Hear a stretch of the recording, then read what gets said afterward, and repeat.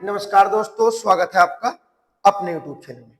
हमारा जो सेट होने वाला है ये हमारा नए सिलेबस पर आधारित है। अपने जितने भी क्वेश्चन है सभी नए सिलेबस पर ही आधारित है। जो टॉपिक हमारे टफ है उनसे विशेष क्वेश्चन उठाए गए हैं, जैसे हमारा बड़माला, पत्र लेखन, उसके बाद नेक्स्ट कुमाऊनी गढ़वाली जो शब्द दिए गए हैं और हमारे साहित्य, इन पर विशेष फोकस किया गया है। जबकि जो हमारा टोटल सिलेबस है वहीं से हमारे क्वेश्चन एक एक उठाए गए हैं सभी टॉपिकों से। तो अपने नंबर काउंट करता हो चलना, कितने नंबर बनते हैं। शुरू करते हैं अपने पहले क्वेश्चन के साथ। और पहला क्वेश्चन क्या दिया गया है, निम्नलिखित में अंतस्थ व्यंजन के उच्चारण में किसका प्रयोग नहीं किया जाता है, बताइए। किसका प्रयोग अंतस्थ व्यंजन के उच्चारण में नहीं किया जाता। अंतस्थ व्यंजन के बारे में याद रखना है कि अंतस्थ व्यंजन की संख्या कितनी होती है, 4 होती है। कौन कौन से होते हैं, य, रे, ले और बे, चारों क्या होते हैं, हमारे अंतस्थ व्यंजन होते हैं। ठीक, बात कर लेते हैं उच्चारण। जो हमारा यह होता है इसका उच्चारण स्थान होता है तालु। नेक्स्ट, रे का उच्चारण स्थान हमारा दंत होता है।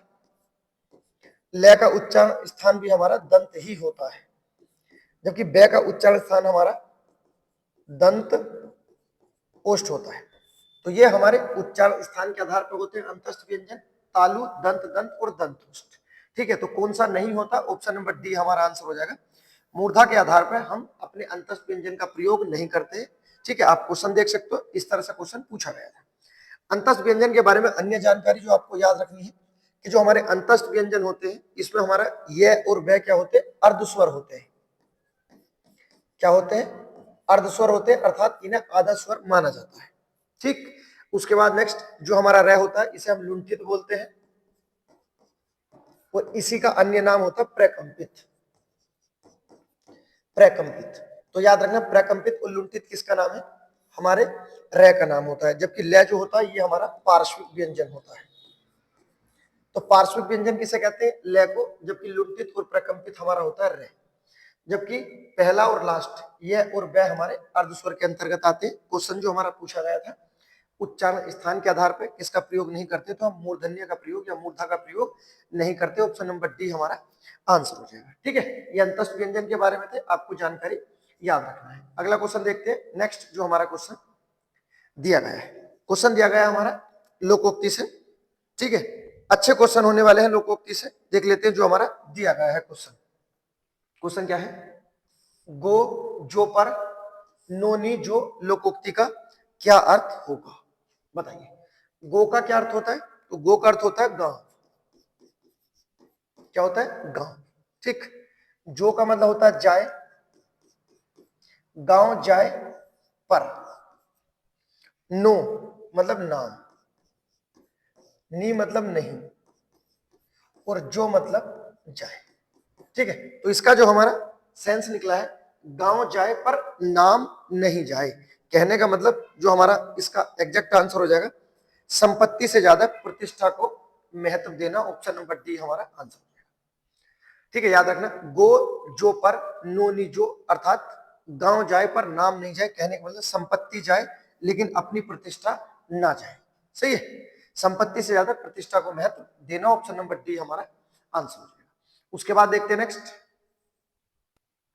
एक और क्वेश्चन है हमारा, ये भी लोकोक्ति से दिया गया है। और क्या पूछा गया है इसमें, जड़ी काटी फाड़ हाथ लहीन, लोकोक्ति का हमारा क्या अर्थ होने वाला है। जड़ी क्या होता है, जड़ होता है, जो हमारी जड़ होती है। काटी का मतलब तो काटना हो जाएगा, कहने का मतलब जड़ काटना। उसके बाद नेक्स्ट फाड़ होता है जो हमारी टहनी होती है। जड़ काटना और टहनी, हाथ मतलब हाथ में और लहन मतलब लेना। ठीक है, समझ में आया होगा इस तरह से, जड़ काटना और टहनी को हाथ में लेकर चलना, ये हमारा लोकोक्ति का अर्थ है। कहने का मतलब पागलों वाला कार्य करना या मूर्ख वाला कार्य करना। तो ऑप्शन नंबर सी हमारा आंसर हो जाएगा। जड़ काट देना और टहनी को हाथ में लेकर घूमना, कहने का मतलब मूर्खों वाला कार्य करना। ऑप्शन नंबर सी हमारा आंसर हो जाएगा। उसके बाद देखते हैं नेक्स्ट, आप लोग समझते हुए चलो, रटने की जरूरत नहीं, समझते हुए चलो बस। एक एक क्वेश्चन ऐसा होगा जो अपना लेटेस्ट होगा, व्यवस्था के साथ क्वेश्चन है। पूरा प्रैक्टिस सेट जो बनाया जाता है, सभी टॉपिक है उनसे अपने क्वेश्चन उठा लिए जाते हैं। ठीक है, ऐसा कुछ नहीं है कि एक ही टॉपिक से है, मिक्स है सब जो हमारा टॉपिक है। क्वेश्चन देखते हैं, अगला क्वेश्चन जो दिया गया है। देखो ये क्वेश्चन हमारा पत्र लेखन सब क्या दिया गया है, किसी कार्यालय द्वारा एक साथ अनेक प्रेषितों को भेजे जाने वाला शासकीय पत्र, जो शासकीय पत्र आदेश होता है, क्या कहलाता है? जब एक ही पत्र अनेकों को भेजा जाता है उस पत्र को क्या कहते हैं, ये हमारा क्वेश्चन पूछा गया है। बताइए। पत्र लेखन की हमारी अब तक की 2 वीडियो कंप्लीट आ चुकी है, आप प्ले लिस्ट में जा सकते हो और देख सकते हो पत्र लेखन। उसके बाद कुमाऊनी गढ़वाली जो शब्द है, अब तक की 10 वीडियो कंप्लीट करा दी गई है। और बहुत जल्द आपको पूरी साहित्य की मैराथन जो हमारे 24 कवि हैं, ठीक है, आपको मिलने वाली है। एग्जाम से पहले आपको पूरी मैराथन करा दी जाएगी। ये वो टॉपिक है जो आपको परेशान करेंगे, आप तैयार करके जाना। और हिंदी की पूरी गारंटी लेना कि 20 के 20 टच कर पाएंगे, ठीक है। बस पेन आपका रुकना नहीं चाहिए, आप ईमानदारी के साथ करते हुए चलना, सही है। इसका आंसर बताना आपको जो पूछा गया है। जब कोई पत्र अनेक प्रेषितों को भेजा जाता है तो उसे क्या कहते हैं, बताना। ऑप्शन नंबर डी होगा, परिपत्र होता है, सही है। उसके बाद देखते हैं नेक्स्ट। देखो क्वेश्चन पूछा गया है, और क्या पूछा गया है, जयशंकर प्रसाद के बारे में पूछा गया है। बहुत महत्वपूर्ण कवि है हमारे 24 कवियों में साहित्य में, जयशंकर प्रसाद जी। क्या पूछा है, जयशंकर प्रसाद की पहली कहानी पूछी है। जयशंकर प्रसाद की पहली कहानी कौन सी थी? गुंडा, ममता, ग्राम्य, उसके बाद पुरस्कार। बताइए, है चारों, लेकिन पहली पूछी है कौन सी? जयशंकर प्रसाद के बारे में आपको जो याद रखना है, इनका जन्म कब हुआ था? 1889 में इनका जन्म हुआ था, उत्तर प्रदेश के बनारस में। बनारस से संबंधित अर्थात उत्तर प्रदेश से। और मृत्यु होती है 1937 में, ठीक है। ये इनका सफर रहा, जन्म और मृत्यु का संबंध उत्तर प्रदेश से है। कुछ इनके उपनाम हैं जो हमारे एग्जाम में बहुत बार पूछे जाते हैं, जैसे इन्हें क्या बोलते हैं, झारखंडी। झारखंडी भी इन्हें ही बोला जाता है, आपको याद रखना है। अन्य नाम है कलाधर, कलाधर। आधुनिक कविता के सुमेरु, आधुनिक कविता के सुमेरु, ये किसके उपनाम है? जयशंकर प्रसाद जी के। एक अन्य उपनाम आता है प्रसिद्ध, कंफ्यूज करता है लेकिन क्लियर आपको याद रखना, इन्हें बोलते हैं नाटक सम्राट। अगर नाटक सम्राट है तो इन्हीं को लगाना, मुंशी प्रेमचंद नहीं लगाना है। क्लियर है, याद रखना। उसके बाद नेक्स्ट क्वेश्चन क्या है, जयशंकर प्रसाद की पहली कहानी कौन सी है, ये हमसे पूछा गया है। तो इनकी पहली कहानी कौन सी है? ग्राम्य इनकी पहली कहानी है। ऑप्शन नंबर सी हमारा आंसर हो जाएगा, ठीक है। अगर क्वेश्चन होता इनकी पहली छायावादी रचना, जयशंकर प्रसाद की पहली छायावादी रचना कौन सी थी, बताना। पहली झरना छायावादी रचना है। अन्य चीज जयशंकर प्रसाद के बारे में, जयशंकर प्रसाद को क्या बोला जाता है? छायावाद का जनक बोला जाता है। छायावाद का जनक अर्थात संस्थापक। छायावाद का जनक किसे बोला जाता है? जयशंकर प्रसाद। और इन्हें बोला जाता है छायावाद का ब्रह्मा। बहुत महत्वपूर्ण है, आपको ये पॉइंट याद रखने। अब बात कर लेते हैं इनके बारे में, जो इनकी महत्वपूर्ण रचनाएं जो हमारे एग्जामों में पूछी जाती हैं जयशंकर प्रसाद के बारे में। जैसे झरना छायावादी रचना थी। उसके बाद नेक्स्ट आंसू, झरना, आंसू, लहर, नेक्स्ट कामायनी, ठीक है। इसकी तुलना ताजमहल के साथ की गई है, याद रखना। किस रचना की तुलना ताजमहल के साथ की गई है, बताना। कामायनी। उसके बाद नेक्स्ट और जो इनकी रचनाएं आती है, चंद्रगुप्त, चंद्रगुप्त। उसके बाद स्कंदगुप्त, चंद्रगुप्त, स्कंदगुप्त, अजात शत्रु,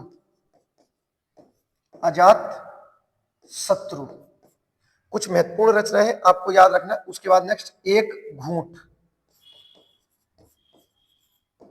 एक घूंट, पत्थर की पुकार, पत्थर की पुकार। उसके बाद नेक्स्ट पाप की पराजय, पत्थर की पुकार, पाप की पराजय, सिकंदर की शपथ, सिकंदर की शपथ, हिमालय का पथिक, हिमालय का पथिक। ठीक है, ये महत्वपूर्ण रचना है जयशंकर प्रसाद की, इनके बारे में क्वेश्चन बनते रहते हैं, आपको याद रखना है। क्लियर? उसके बाद नेक्स्ट, ये जो हमारा एक पैटर्न होता है जो हमारे कवियों से कराते हैं, यदि किसी को कोई आपत्ति है तो आप बता सकते हो कि सर आप डायरेक्ट जो कवि दिया है उसकी डायरेक्ट रचना बताओ और विस्तार पूर्वक मत समझाओ, क्योंकि कमेंट किए थे, 2 बार कमेंट आ गया है कि आप जब किसी कवि के बारे में बताते हो तो बहुत ज्यादा डीप बताते हो। मेरा मानना ये नहीं है कि डीप बताते हैं, यदि आपको परेशानी है तो आप बता सकते हैं, कम भी समझाया जा सकता है, लेकिन मेरा मानना है नहीं, क्योंकि जब भी पढ़ो विस्तार पूर्वक पढ़ो। ठीक है, तो ऑप्शन नंबर क्या है? सी हमारा इस क्वेश्चन का आंसर हो जाएगा।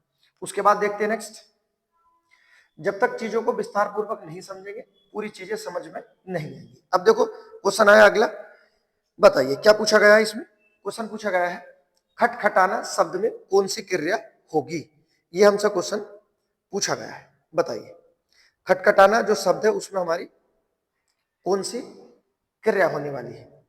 दिया गया है सजातीय क्रिया, क्रियार्थक क्रिया, अनुकरणात्मक क्रिया और नाम धातु क्रिया। पहला बात कर लेते हैं जो हमारा दिया गया है सजातीय क्रिया। बड़ी महत्वपूर्ण क्रिया है, आपको याद रखना है। सजातीय क्रिया कौन सी क्रिया होती है? जब कर्म प्लस क्रिया, याद रखना, जब कर्म प्लस क्रिया एक ही धातु से बने हो। ठीक है, बिल्कुल परिभाषा इसी तरह से, ज्यादा डीप जाने की जरूरत नहीं है, बस 2 शब्दों में खत्म करो। जब कर्म और क्रिया एक ही धातु से हो क्या कहलाती है? सजातीय क्रिया कहलाती है। उदाहरण के तौर पर बताना है तो बताना, जैसे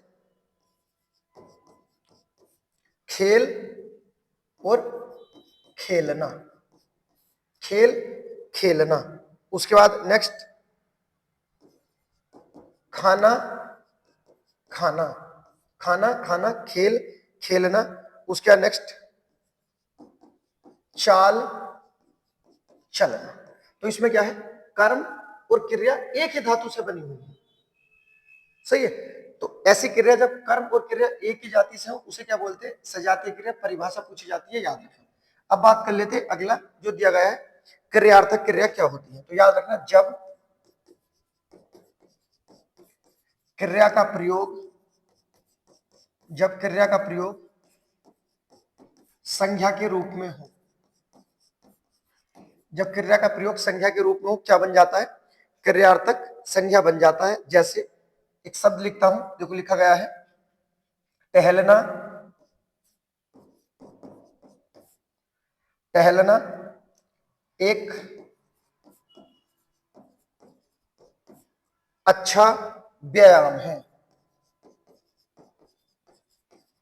टहलना एक अच्छा व्यायाम है। अब यहां जो हमारा टहलना लिखा हुआ है, ये हमारा टहलना क्रिया है, लेकिन क्रिया कैसी है? तो बताना क्रियार्थक क्रिया है। कहने का मतलब इस क्रिया का जो प्रयोग किया गया है टहलने का, क्रिया के रूप में किया गया है। सही है, तो ये बना हमारा क्रियार्थक क्रिया या क्रियार्थक संज्ञा। उसके बाद नेक्स्ट क्वेश्चन जो पूछा गया है, खटखटाना में कौन सी क्रिया होगी? तो बताना अनुकरणात्मक क्रिया होगी। ऑप्शन नंबर सी हमारा आंसर हो जाएगा। बात कर लेते हैं कि अनुकरणात्मक क्रियाएं क्या होती है। तो बताना ऐसी क्रिया जो ध्वनियों के प्रयोग से बनती है, ध्वनियों के प्रयोग से बनती है, क्या कहलाती है? अनुकरणात्मक क्रिया कहलाती है। जैसे खटखटाना, या अगला बन जाता है धड़ धड़ाना, खटखटाना धड़ धड़ाना। नेक्स्ट थप थपाना। क्लियर है, तो ऐसी क्रिया जो ध्वनि से बनती है क्या कहलाती है? अनुकरणात्मक। और ये क्वेश्चन है हमारा, खटखटाना में कौन सी है? अनुकरणात्मक। बात कर लेते हैं जो दिया गया है नाम धातु क्रिया, बहुत महत्वपूर्ण है कि नाम धातु क्रिया का निर्माण कैसे होता है। बताना संज्ञा से किया जाता है, सर्वनाम से किया जाता है, और उसके बाद विशेषण से, तीनों से होता है। कि नाम धातु क्रिया जो दी गई है इसका निर्माण कैसे होता है? बताना संज्ञा से, सर्वनाम से और विशेषण से। किस तरह से हो जाएगा आप याद रख सकते हो। जैसे एक शब्द है हमारा लात,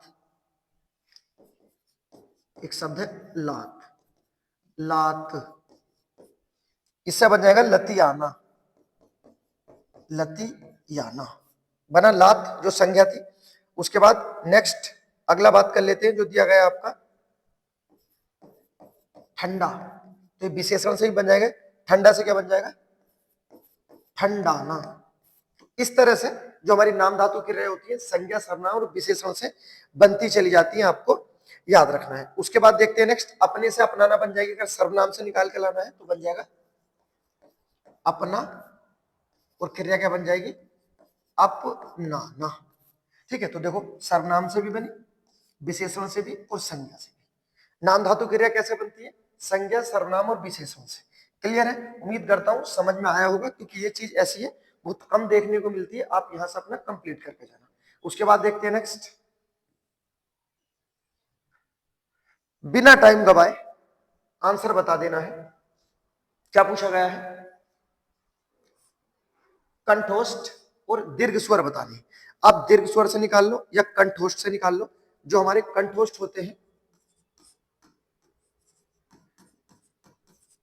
कंठोष्ठ क्या क्या आते हैं हमारे? एक तो ओ आता है, उसके बाद अ आते हैं, दोनों हमारे कंठोष्ठ। एक दिया गया है ऑप्शन नंबर बी हमारा आंसर हो जाएगा। दीर्घ स्वर भी है, दीर्घ तो पहचान लेंगे जो हमारे साथ होते हैं, और कंठोष्ठ भी है। ऑप्शन नंबर बी हमारा आंसर हो जाएगा। बात कर लेते हैं जो हमारा री दिया गया है, इसका क्या उच्चारण स्थान होगा? तो बताना, इसका उच्चारण स्थान होता है मूर्धा। ऊ दिए गए हैं, इनका क्या होता है? ऊ बोलते समय ओष्ठ आ जाते हैं, तो ये हमारे ओष्ठ हो जाते हैं। ए बड़े प्रसिद्ध है, क्या होता है? कंठ तालु, कंठ तालु। ठीक है, आगे बढ़ते हैं नेक्स्ट, अगला क्वेश्चन करते हैं। अच्छा क्वेश्चन है, और क्या दिया गया है? समुच्चय बोधक अव्यय के भेद पूछे गए। बताइए, समुच्चय बोधक वो होते हैं जो शब्द हमारे जोड़ने वाले होते हैं, जैसे किंतु, परंतु, तो, नहीं तो, अतः, फिर भी, इसलिए, ये सब क्या हमारे समुच्चय बोधक है। और समुच्चय बोधक अव्यय के क्वेश्चन पूछा गया है, समुच्चय बोधक अव्यय के कितने भेद होते हैं? तो बताना, इसके दो अंग होते हैं या दो भेद होते हैं। दोनों भेद कौन कौन से होते हैं? तो बताना, एक होता है व्याधिकरण, व्याधिकरण, और दूसरा होता है समानाधिकरण।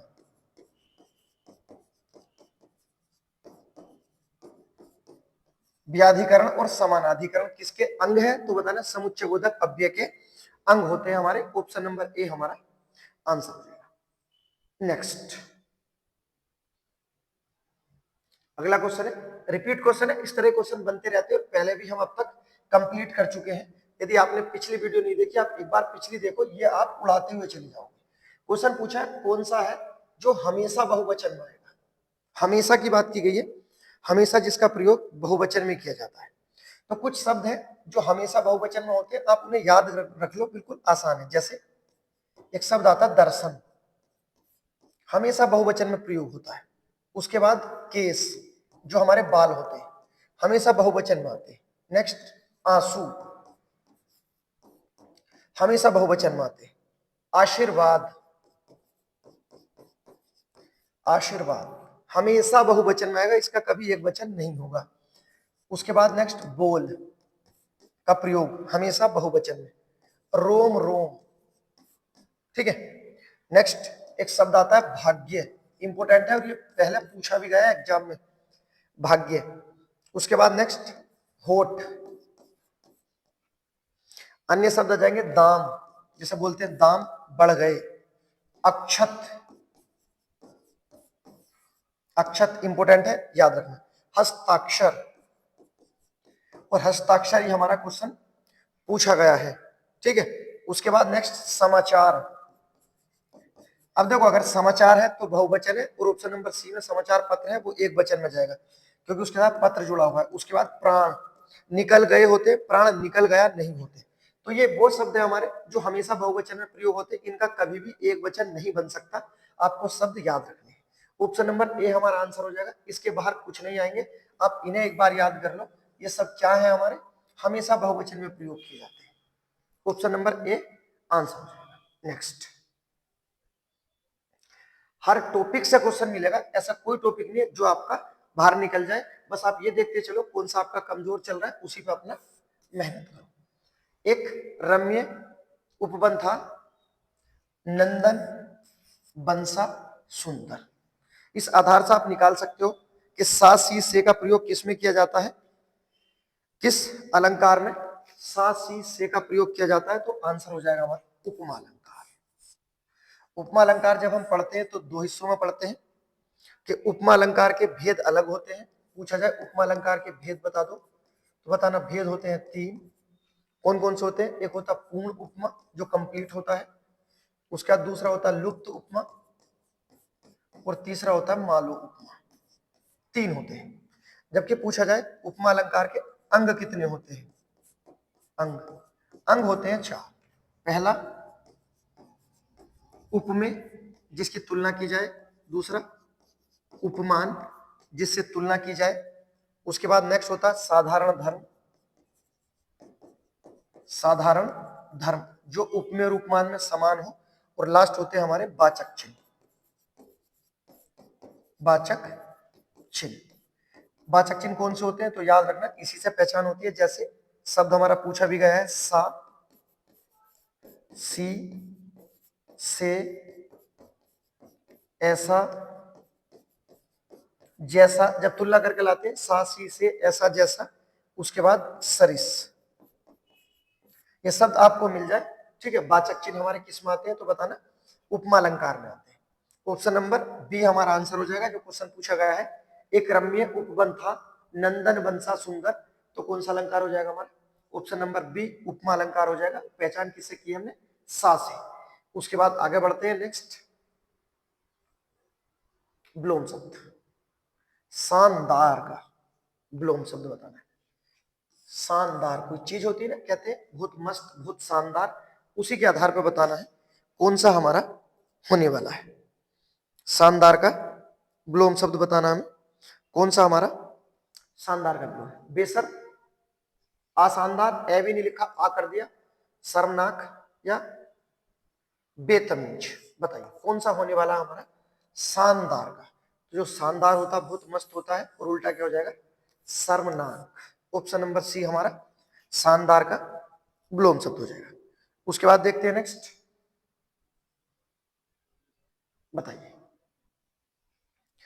क्वेश्चन पूछा गया है जिन संज्ञाओं की विशेषता बताई जाती है उसे क्या कहते हैं?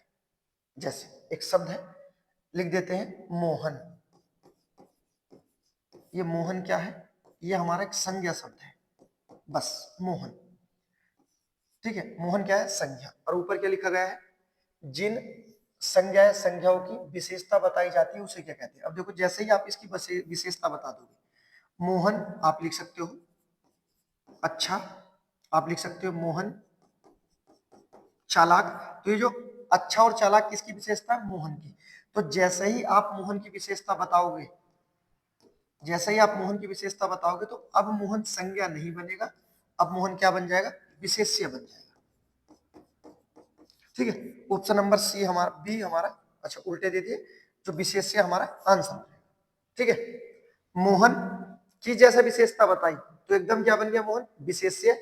जबकि विशेषता हम नहीं बताएंगे और सिर्फ इसी तरह से लिख देंगे हम कि सर इस मोहन में बताना क्या है, तो इस समय मोहन हमारा संज्ञा है, इस समय संज्ञा। जैसे ही इसकी विशेषता बता देंगे एकदम विशेष्य का रूप ले लेगा। क्वेश्चन का ये परिभाषा थी, जिन संज्ञाओं की विशेषता बताई जाती है विशेष्य बन जाते हैं, और जिन संज्ञाओं की विशेषता ना बताई जाए उन्हें ऐसा ही किया जाए प्रयोग, तो वो संज्ञा ही बनी रहती है।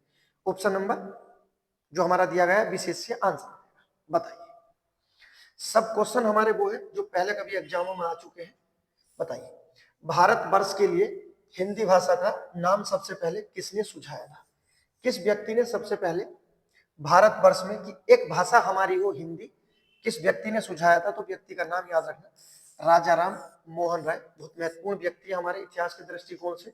ब्रिटिश शासनकाल में क्लर्क की नौकरी करने वाले थे, और इनकी समाधि हमारे कहा? इंग्लैंड के ब्रिस्टल शहर में है, जो एवन नदी के किनारे स्थित है। राजा राम मोहन राय 12 भाषाओं के ज्ञाता थे।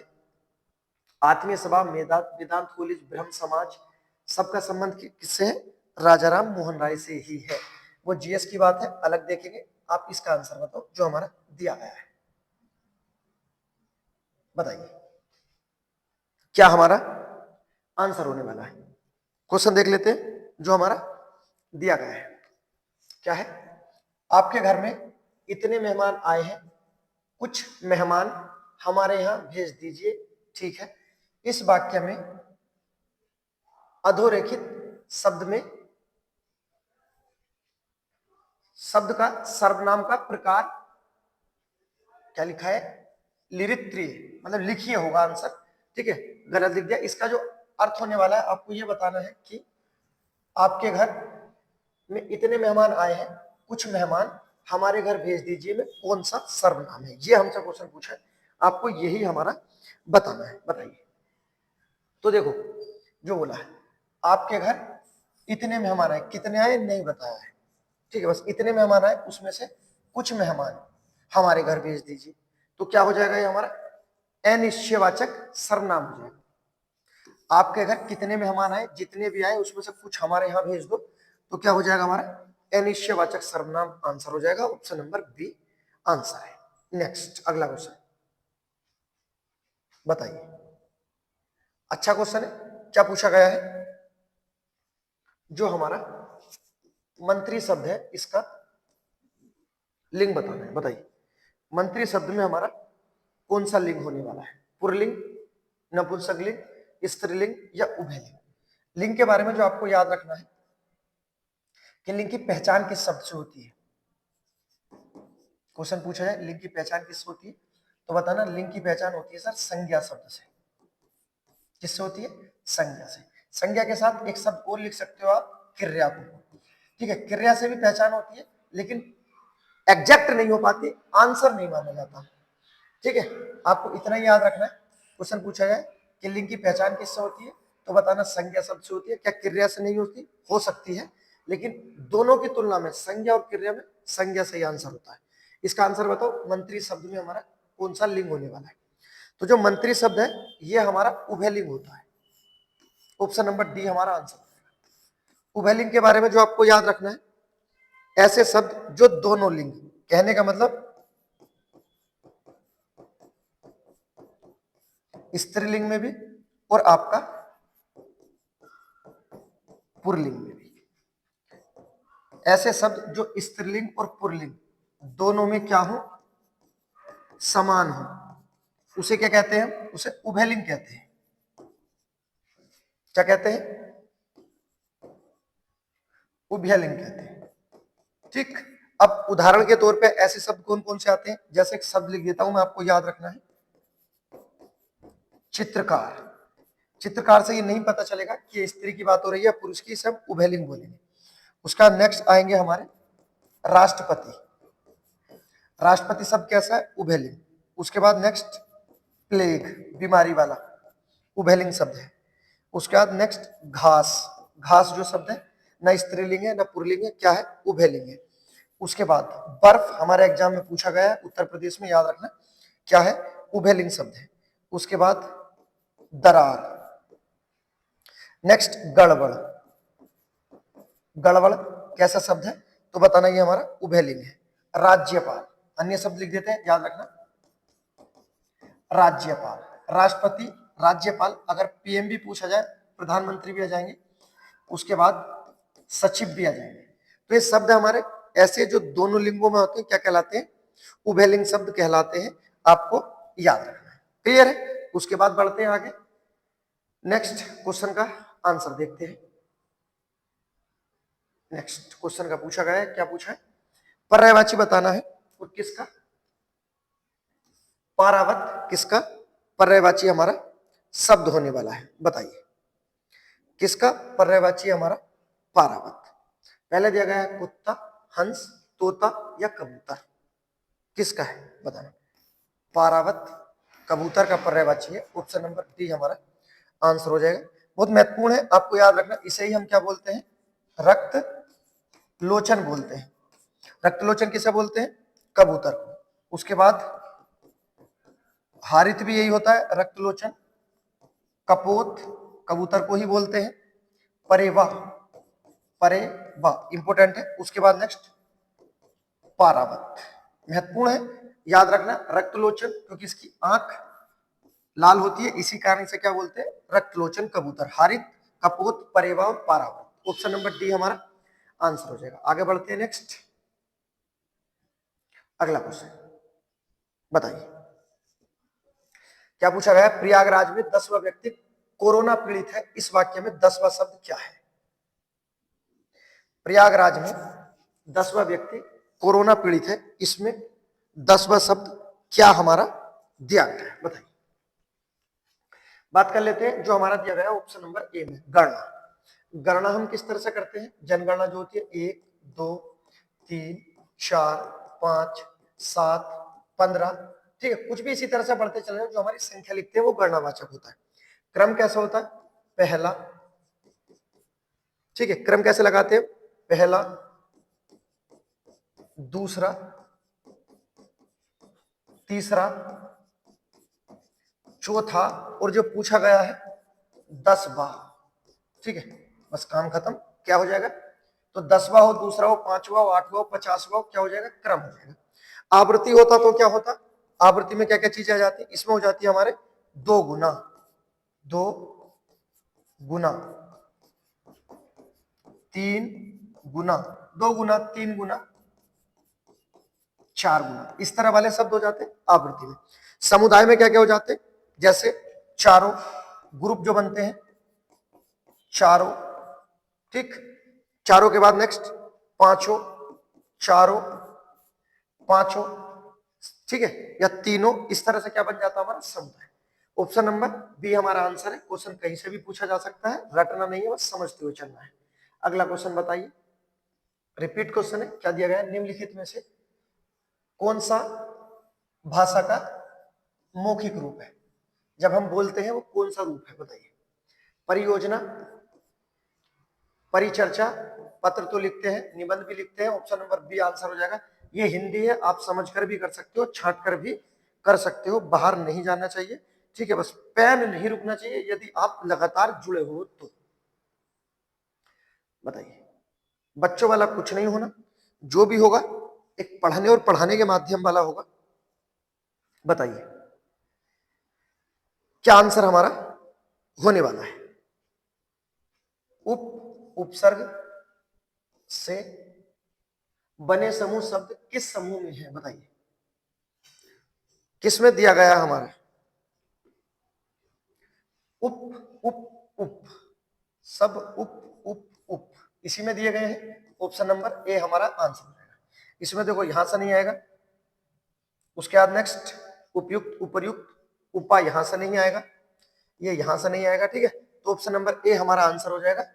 जो दिए गए हैं सब में, ए ऑप्शन में उपयुक्त उपसर्ग का उप उपसर्ग का प्रयोग किया गया है। नेक्स्ट बताइए, निम्नलिखित वाक्य में सर्वनाम पदबंध क्या है। परेशानी में